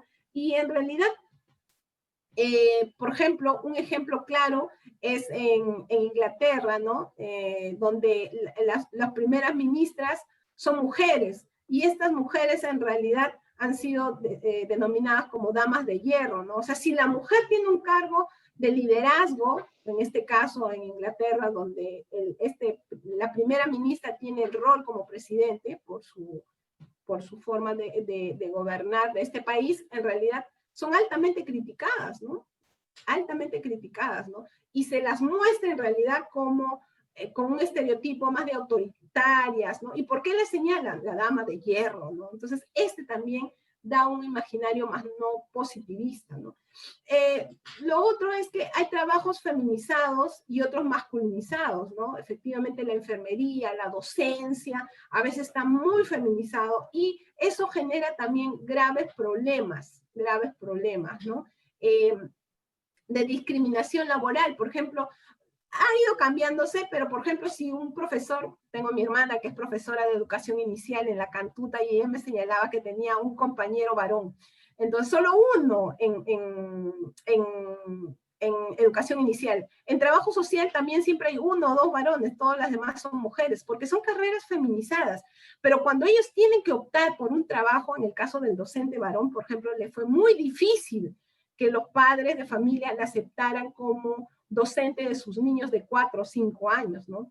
En el caso de trabajo social, más bien los varones consiguen rápidamente trabajo a diferencia de las mujeres. Hay una mirada totalmente distinta, feminizada, ¿no? Y en el caso de las mujeres, porque también, ¿no? Tengo otra hermana, es ingeniera geográfica, y por ejemplo, cuando se va a trabajar a la mina, pues no pueden ingresar a la mina porque hay estas creencias también, ¿no? Que las mujeres, la mina tiene celo de la mujer y por tanto no puede ingresar, ¿no? Y los hombres ingenieros sí lo pueden hacer. Entonces, el mayor número de carreras en ingeniería de minas, por ejemplo, son masculinas, no son de mujeres. Entonces, a tipos estamos en realidad diferenciando, feminizando y masculinizando algunos empleos en los cuales nos van a limitar y promover nuestra participación, sea como hombres o como mujeres en general, ¿no?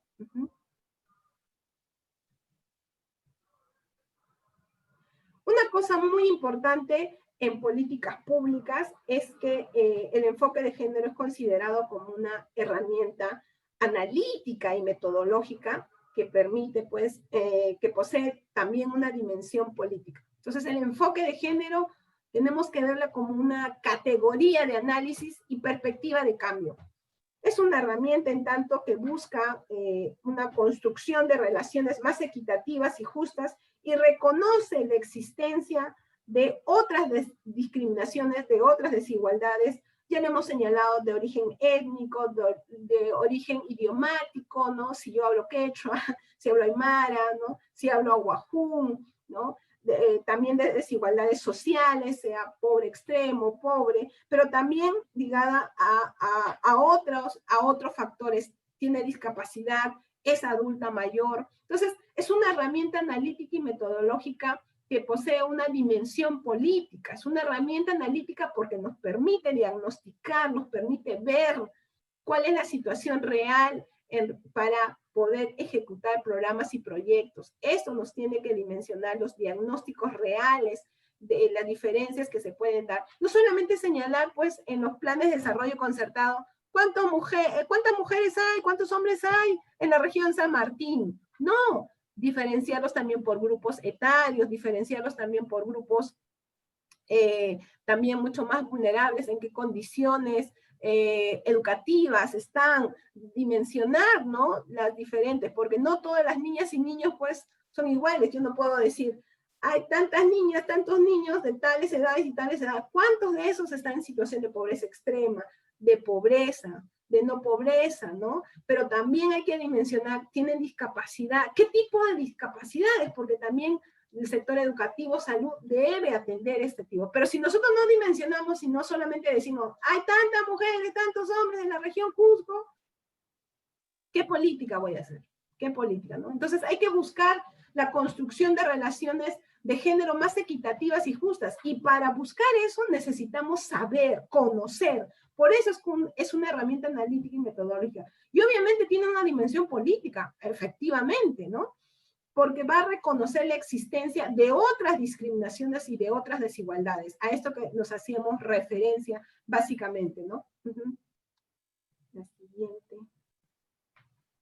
Entonces, el enfoque de género, lo hemos visto, es una categoría de análisis, es con perspectiva de cambio, y es lo que buscamos, es una herramienta que nos va a buscar esta perspectiva de cambio. Cambiar solamente no implica, pues, seguir repitiendo los mismos modelos, los mismos estereotipos, las mismas cosas aprendidas de manera histórica, sino ir cambiando y desaprendiendo lo que no es bueno para las mujeres, lo que no es bueno para los hombres, y que en realidad busquemos la igualdad de condiciones tanto para hombres, para mujeres, y que eso nos permita el desarrollo de nuestras regiones a través de las políticas públicas, donde todas ustedes son servidoras y servidores públicos, ¿no? Ajá. Y aquí le vamos a poner rápidamente algunos ejemplos también de políticas que son muy importantes, que se han ido trabajando, pero que no tienen enfoque de género. Hay un programa nacional de nutrición infantil en el Perú, que se sigue aplicando, pero esta política fue diseñada con ver la responsabilidad exclusivamente de la madre. No se reconoce el valor del cuidado ni del trabajo doméstico remunerado de estas mujeres. Es más, le dio más carga. Entonces no tiene enfoque de género. Y es una política nacional. Con enfoque de género debería ser, se involucra tanto a mujeres como a varones, porque los hombres también son padres, hay padres solteros, ¿no? En el cuidado de sus hijos y de su familia también, ¿no? Y que impulsa responsabilidades compartidas en las tareas del cuidado y labores domésticas, ¿no? Otro, por favor, Mónica, la siguiente. Hay otro ejemplo también. Por ejemplo, en el sector salud hay una política de servicio de planificación familiar muy conocida, que esto es histórico, además no es de ahora, es una política que se arrastra de la década del 80, donde se considera las únicas responsables de la planificación familiar, es decir, de decidir el número de hijos o no de tener, corresponde solamente a las mujeres. Entonces lo ubica como la única que está a cargo del rol reproductivo, no más bien a los varones así. Entonces, esto quiere decir sin enfoque de género. ¿Cómo debería ser esa política con enfoque de género? Debería mirar a mujeres y hombres considerándoles a ambos como responsables de la planificación familiar, ¿no? Y bueno, esto es un ejemplo muy importante que se ha dado ahora en esta pandemia, la salida por género en el marco de la emergencia sanitaria, ¿no? Los días que tocó salir a las mujeres hubo mayores aglomeraciones en los mercados y establecimientos de primera necesidad. Y eso tiene que ver con los roles que ya están establecidos, ¿no? Esta medida no consideró el contexto de desigualdad de responsabilidades de las tareas domésticas, pues, ¿no? O sea, no tuvo enfoque de género. ¿Cómo hubiera sido nuestra recomendación con enfoque de género? Que las intervenciones que se promuevan tengan que ver con estas corresponsabilidades de las labores del hogar, también sean implementadas de manera progresiva, ¿no? Esta disposición, además, queremos señalar que agravó la situación de las mujeres, una situación de mayor vulnerabilidad al contagio del COVID en el caso de las mujeres. Además, sabían que en el Perú nosotros tenemos mayor esperanza de vida. ¿Quiénes? Las mujeres, 5 años más que los varones. Entonces, vamos a ser las más afectadas, ¿no? Y bueno, en realidad, una cosa muy importante, lo que tenemos que ver es, aquí nos recomiendan, ¿no? Una mirada o miremos con lentes de género, ¿no? El enfoque de género como categoría de análisis y perspectiva de cambio, es lo que queremos tener todas y todos los servidores públicos del país, ¿no? Utilicemos el enfoque de género para analizar de manera crítica las construcciones teóricas, tradicionalmente ya establecidas, como que lo hemos señalado y ustedes han aceptado que a veces desde la casa ya han venido desde el nacimiento, y aportar una nueva forma de ver la realidad. Por eso hay que mirar, como decimos con el ejemplo, con los lentes de género, crear nuevas categorías analíticas con el fin de explicar dimensiones de la realidad que no habían sido tomadas en cuenta, y que es importante cambiar esta lógica de miras al bicentenario, pero también de miras a nuestra situación personal, individual, y más aún como servidoras y servidores públicos del país.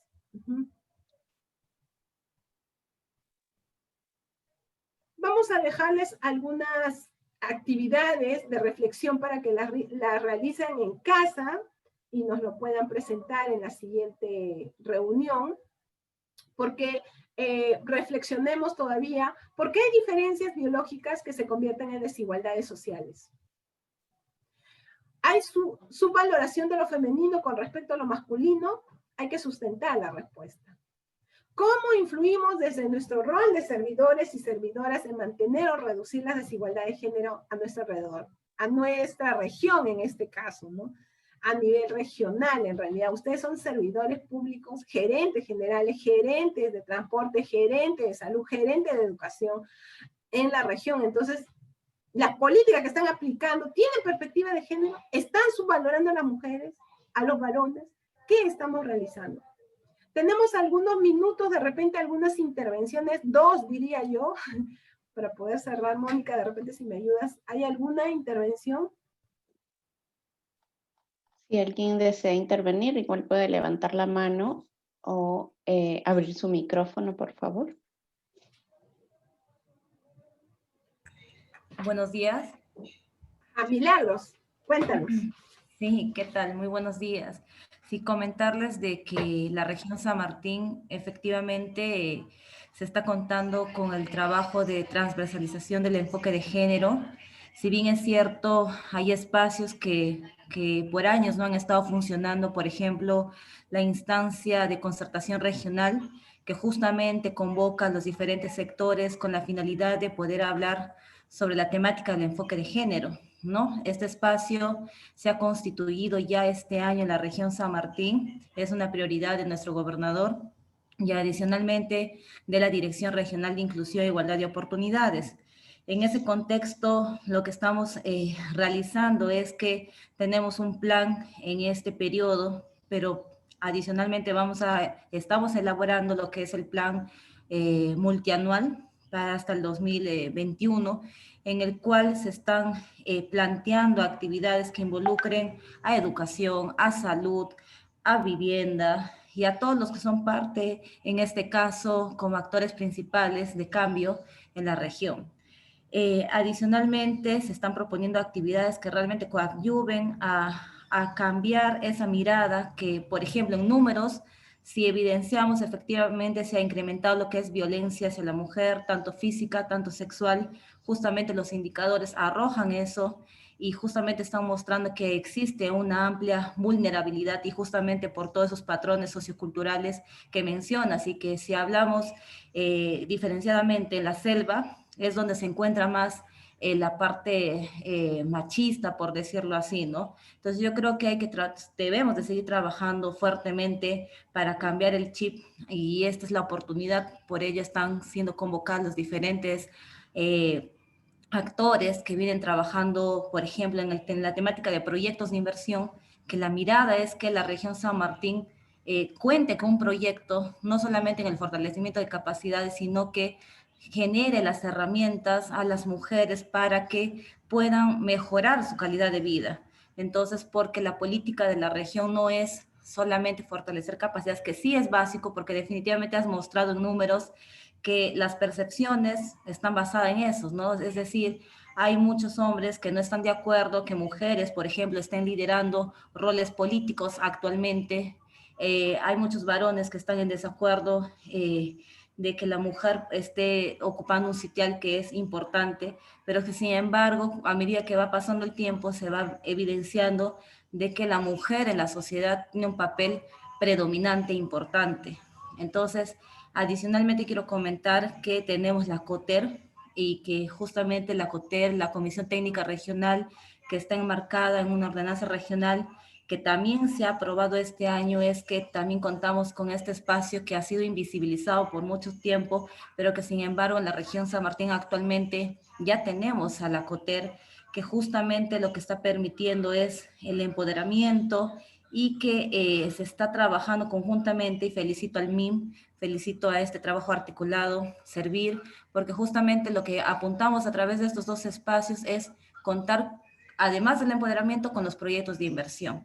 Entonces, hay una predisposición, poder invertir, y justamente el día de hoy también en las actividades que estamos realizando está participando el gerente de planeamiento, de planeamiento presupuesto, y justamente es importante que él también conozca y ya va conociendo a más cerca por qué es necesario trabajar estos proyectos que van a generar más oportunidades, que van a ayudar a mejorar la calidad de vida de las mujeres, porque en este contexto sanitario hemos visto que en los espacios donde han estado realizando cuarentena han sido agredidas, y muchas veces no han tenido la vergüenza, muchas veces el agresor, de hacerlo públicamente, porque en estos espacios de aislamiento habían varias personas que habían sido trasladadas en sus momentos desde diferentes lugares del país hacia la región, y ahí hemos observado que ha habido violencias, golpes. Entonces lo que hemos hecho es articular fuertemente con el CEN, con el Centro de Emergencia Mujer,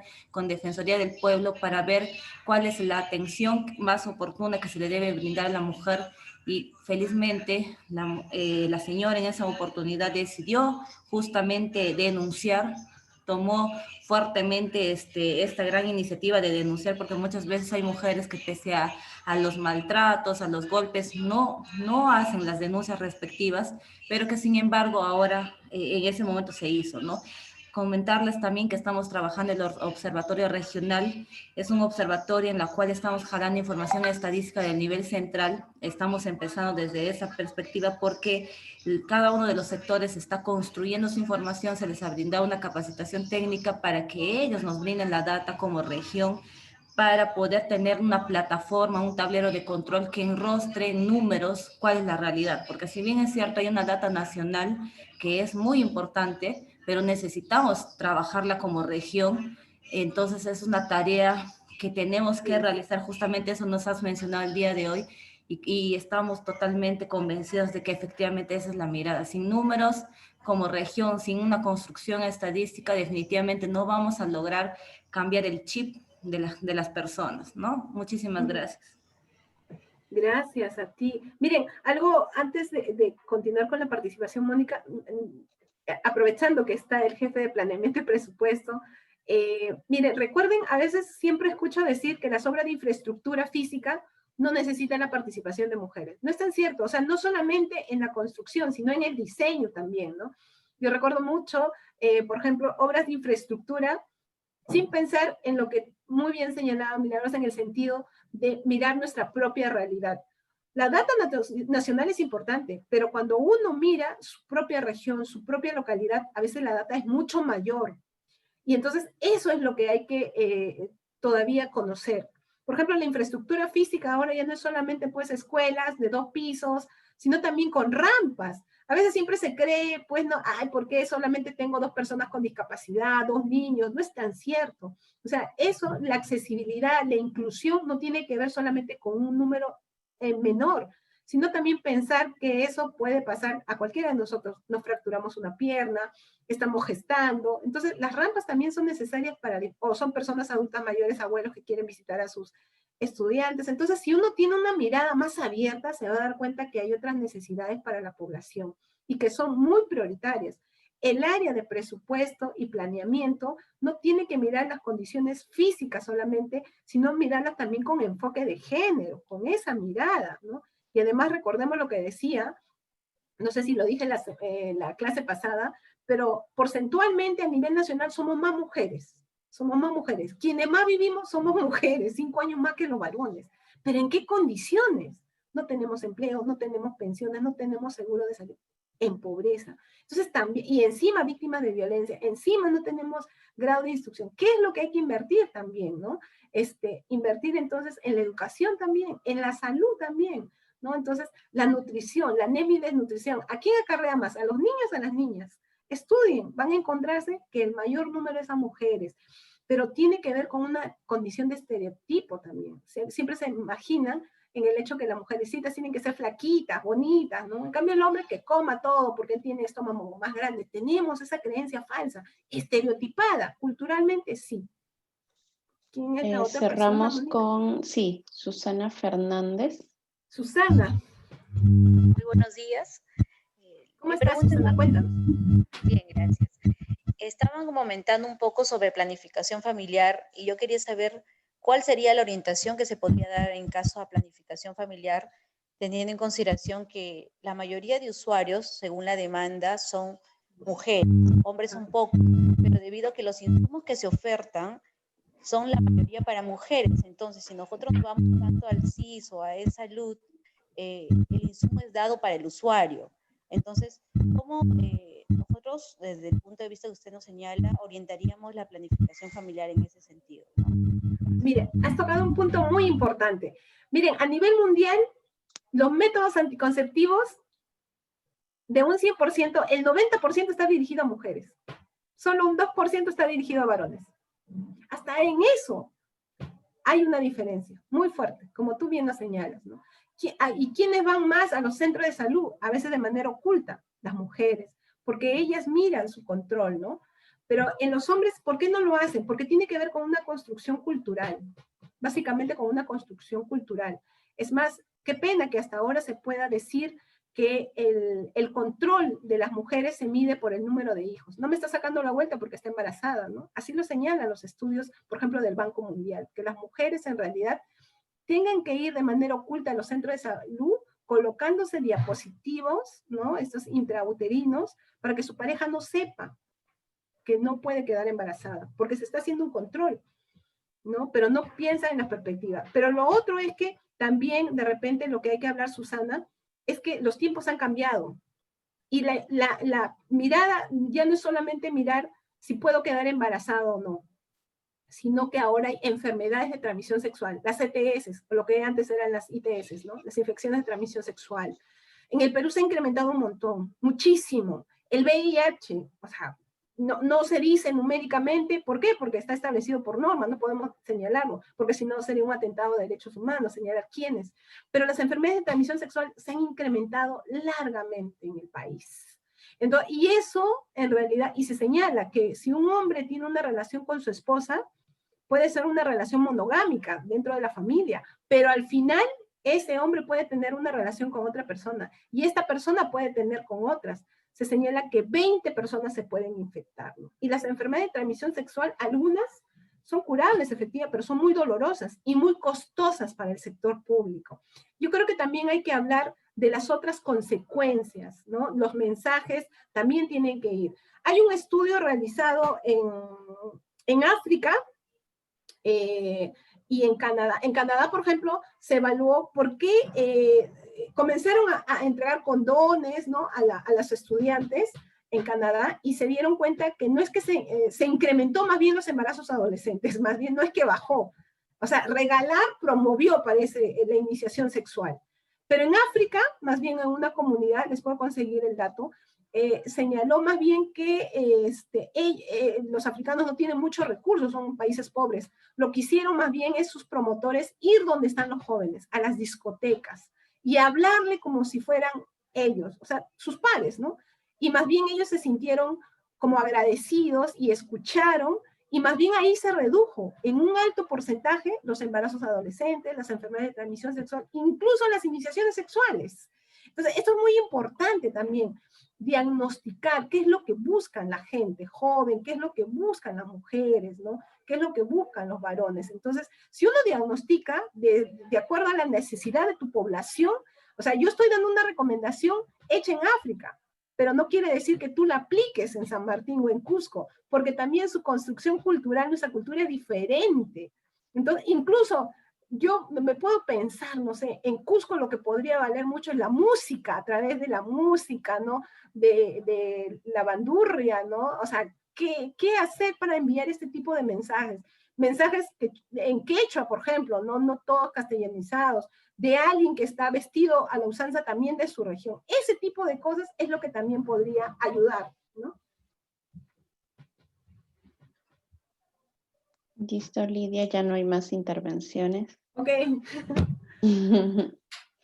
Muchísimas gracias a todas y todos. Me ha gustado mucho las intervenciones. Es más, este grupo, ¿verdad, Mónica? Que ha sido muy participativo. Pero sí les pedimos, por favor, a ustedes que han estado asistiendo a estas 2 clases, que puedan decirle a sus compañeros, por favor, que se reincorporen. Es más, ya no pueden faltar. Este curso es muy importante porque no solamente es un aprendizaje colectivo, tanto de ustedes como de nosotras también, de parte de ustedes que estamos aprendiendo como ustedes bien señalaban, de las ordenanzas, de las políticas que están estableciendo. Eso nos alimenta a construir mejor incluso nuestros sílabos para las siguientes intervenciones en las siguientes regiones. Pero también entender que este curso, algunos piensan que es gratuito. En realidad no, está financiado por el Estado, o sea, por todos los impuestos de los peruanos. Entonces, no hay que perderlo. Si no hubieran venido, nos hubieran dicho y hubiéramos invitado a otras personas que puedan participar y tomar mayor interés, ¿no? Entonces, por favor, les tomamos, por favor, que nos puedan ayudar a invitar a sus compañeras, compañeros que han faltado y que se incorporen, que esté interesante el curso y que es muy participativo, donde podemos seguir reaprendiendo y aprendiendo uno del otro, ¿no? No se olviden de las preguntas de reflexión para que trabajen en su casa y lean también la bibliografía. La política nacional de género es un instrumento fundamental para todos, le va a servir al área de planificación presupuesto, en realidad para todas las áreas, para sustentar, en realidad están los marcos normativos, pero hay otras políticas también importantes que vamos a ir trabajando. Muchísimas gracias a todas y todos, ahora sí les decimos buen fin de semana, y por favor que no se reproduzcan las cuestiones domésticas por ser sábado y domingo, también colaboración de parte de nuestros compañeros con sus parejas, y las gerentas también descansen, y nos vemos el día, nos toca el martes, ¿no? Martes, sí. Me confundo con Okay. el otro grupo. Hasta el día martes, entonces. Recuerden, como les menciona Lidia, leer la política. La política es un documento que vamos a utilizar en el desarrollo del curso. Vayan leyéndola porque es amplia, entonces es importante que ya vayan revisando esta información. Bien, hasta el día martes, entonces. Buen fin de semana. Gracias. Buen Gracias, fin de doctora. semana a todos. Gracias, Mónica, gracias. Muchas gracias. Gracias. Gracias, buen fin de semana. Gracias.